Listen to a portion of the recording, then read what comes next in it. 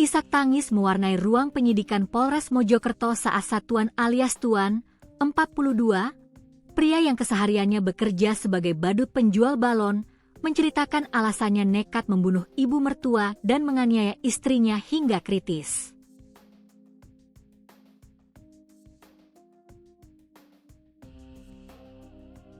Tersangka membeberkan akumulasi rasa sakit hati selama bertahun-tahun akibat perselingkuhan istri dan rendahnya penghargaan terhadap perjuangannya mencari nafkah di jalanan. Prahara rumah tangga berujung maut itu terjadi di rumah kontrakan yang baru dihuni 8 bulan di Dusun Sumber Tempur RT 0201, Desa Sumber Girang, Puri, Kabupaten Mojokerto, Jawa Timur, pada Rabu, 6 Mei 2026, pagi. Tersangka nekat menghabisi nyawa ibu mertua Siti Arofah, 54, usai terpergok melakukan kekerasan dalam rumah tangga, KDRT, terhadap istri Sri Wahyuni, 35. Di hadapan penyidik Satreskrim Polres Mojokerto, tersangka S berderai air mata saat menceritakan perlakuan yang diterimanya sebagai suami dan menantu, yang menjadi salah satu pemicu peristiwa pembunuhan tersebut. Tersangka mengaku sakit hati karena diselingkuhi serta merasa tidak dihargai meski telah bekerja keras menjadi badut penjual balon dan mainan anak-anak di sepanjang Jalan Bangsal Mojosari, Kabupaten Mojokerto. Istri saya selingkuh Pak Polisi, sebenarnya saya sudah tahu sejak lama cuma saya ikuti alurnya. Tapi semakin dibiarin malah seperti itu, ujar tersangka S dengan isak tangis di ruangan Polres Mojokerto, Jumat, 8 Mei 2026.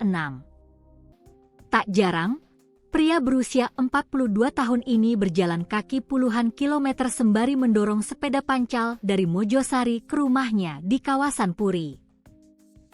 Dalam bekerja, S seringkali membawa putranya yang berusia 3,5 tahun karena sang istri tidak mau mengurus anak jika kebutuhan finansial tidak terpenuhi. Kok, korban? Nggak lihat saya kerja, bawa anak kecil hujan-hujanan sampai panas kepanasan. Saya sering pak jalan, berjualan, dari Mojosari sampai ke rumah, anak juga ikut karena tidak ada yang merawat, ucap tersangka sembari mengelus dada. Tersangka menjelaskan, sang istri baru bersedia mengasuh anak jika uang belanja, uang sekolah, hingga uang dandan, skincare, tercukupi.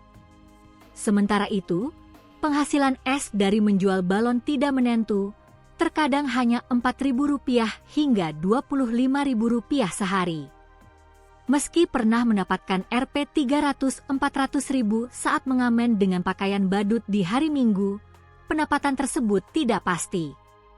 Dia mau ngomong kalau kebutuhan terpenuhi semuanya, seperti uang belanja sendiri dan uang sekolah, uang dandan, skincare. Sedangkan, seperti saya ini penghasilan tidak tentu. Pokoknya mintanya dipenuhi, akhirnya lari cari yang beruang, sesalnya. Amarah tersangka yang sudah lama terpendam juga dipicu oleh sikap istri yang kerap membandingkan penghasilan dan membantah nasihatnya. Sering bilang koyomu karo koyoku gak onok opo-opo penghasilanmu dengan penghasilanku, tidak ada apa-apanya.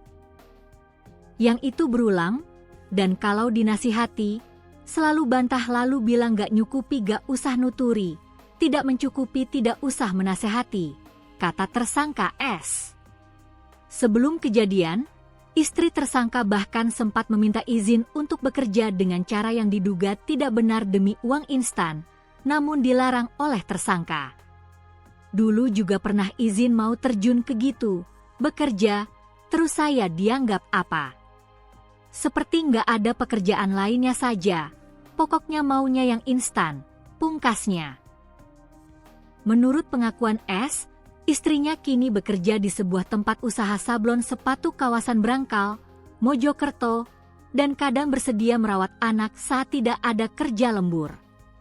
Istri kalau katanya gak lembur, mau momong anak. Cuma kerjanya tidak menentu, tidak jelas. Saya terakhir mengantar ke pabrik sablon, pungkasnya.